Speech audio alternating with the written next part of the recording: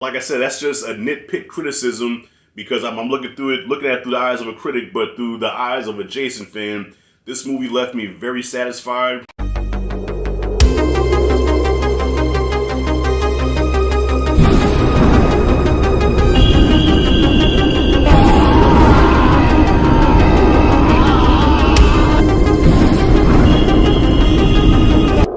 Alright, y'all, so I gotta give a shout out to Peter Anthony who recommended me watch this Friday the 13th Vengeance 2 Bloodlines. So I gotta catch up on my Friday the 13th. I hate to call them fan made films, that just makes it sound like, it just kind of takes away the legitimacy of it. But so far the fan made Friday the 13th films I've seen are legit. Like Peter Anthony, the one they did last year, was it Roseblood? Shit was on point. Alright, and now we have Vengeance 2, which I haven't seen Vengeance 1, so I gotta go back and watch that one. But for what I've seen, Vengeance 2, on point. On fucking point. Like, this looks like actual, like, this movie should be, like, on Shudder or on Hulu or Netflix or something. And it fills a void for every Jason fan that's been missing Friday the 13th on the big screen. Like, the last Friday the 13th movie we got was, what, back in 2009? So since then, we've had numerous Hellraiser stinkers. We've had another Elm Street. We've had several Halloweens and even Chainsaw Massacres. But Jason is kind of taking the back seat. So shout out to people like Peter Anthony and Jason Brooks who directed this film. Shout out to those independent filmmakers who are busting their ass and really care about this property, care about the character of Jason, and deliver some good products to the fans of the franchise. So as of right now, I'm like, you know what? Fuck the studios. Let these brothers keep doing what they doing, okay? If the studio don't want to back them up, fine, whatever.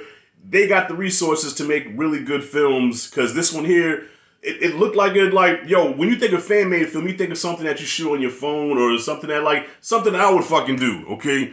But these brothers made these films look very professional, so Vengeance 2, it seems like it was a sequel to, I guess, Jason Lives. So with Roseblood, that was more dedicated to part 7, the New Blood, right? But this one here is straight up Jason Lives because it has to do with the Jarvis family, okay? So the whole point of this is that Jason and his pops, which I didn't know he had a pops. I mean, of course, everybody has a sperm donor, but I didn't know he had a fucking father.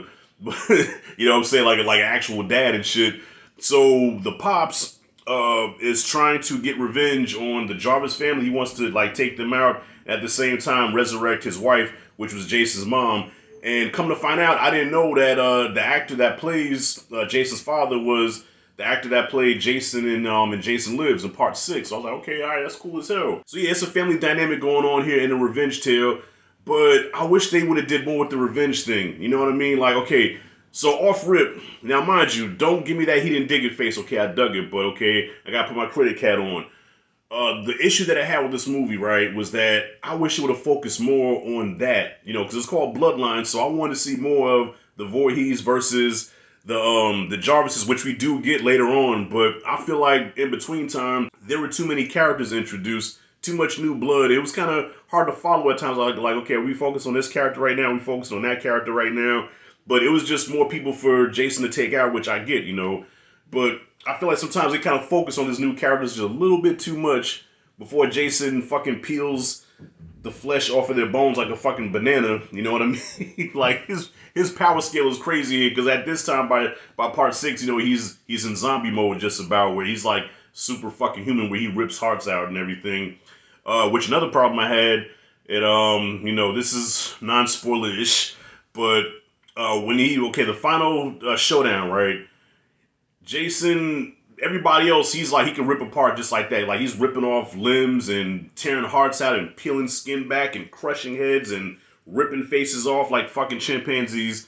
And when it comes to the last 2 people he has to face off with, all of a sudden now it's a struggle. All of a sudden he's having a hard time with them. One is choking him, the other one's like trying to hit him, and all he does is take him and just throw him down. Like, come on, bro. Come on. I mean, I get it. I know why, but come on, man. Like, you've been ripping everybody else to shreds now with these 2. It's like, you can't even, he takes one that's supposed to be dead. Like, he, fucking smashed her, and the bitch lived.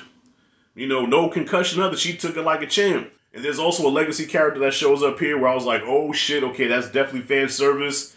Yo, I love when Cobra Kai does it. I love it when movies do it, when they bring back legacy characters. I'm like, yes, bravo, bravo. I'm like, oh shit, because they look older, right? So it takes a minute to kick in. Like, wait a minute, is that? Oh shit, yeah, that's what's the name? Okay, all right, okay. In my Shannon Sharp voice. But yeah, those are just mild criticisms, okay? And for a Friday the 13th film, that's not bad because let me tell you something. I don't care if Steven Spielberg directs it. There's never gonna be a masterpiece Friday the 13th movie. Okay, it's fucking Friday the 13th. These movies are supposed to be bad, but why we come back to these movies is because of the kills. How many different ways can Jason kill somebody? And can the last movie outdo? Can this movie outdo what the last movie did? Okay, that's the whole point of Friday the 13th movies. We don't go into it for the acting or the storyline and all that shit. We just want to, and I know I'm kind of contradicting myself because I did say I wanted to see more of the Jarvis versus Voorhees thing. You know what I mean? But like I said, that's just a nitpick criticism because I'm looking at it through the eyes of a critic, but through the eyes of a Jason fan. This movie left me very satisfied. The kills fucking almost made me throw up my breakfast. Okay, see, almost like I had a moment right there where it almost came up again. You know, I made some homemade McGriddles at home and I was proud of what I made, and it almost came up a few times because what this motherfucker did.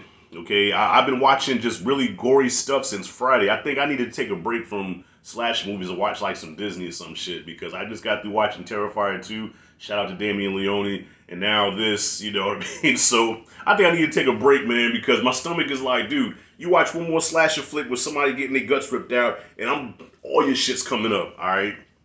Fuck with it if you want. Wrapping it up, I give Vengeance 2 Bloodlines a B+. I really enjoyed it. The pacing was on point. Just the style, just the way he shot the movie. Like, this looks like it looks like a studio film. Looks like Paramount put some money in this and put this out. And I'll say, you know, it's kind of unfair to compare to the older Friday the 13th movies because they're so old. But it's up there with the best of the Friday the 13th movies. You know what I'm saying?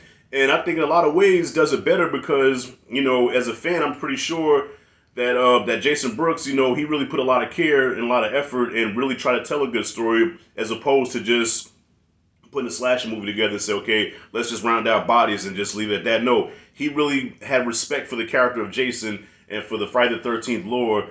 And so I almost want to say retcon everything from Jason Takes Manhattan through Jason Goes to Hell, just retcon those and throwing these new films with these independent filmmakers, just throw those in there, make those canon, and fuck those other ones. You know, even take Freddy vs. Jason, throw that shit in the trash.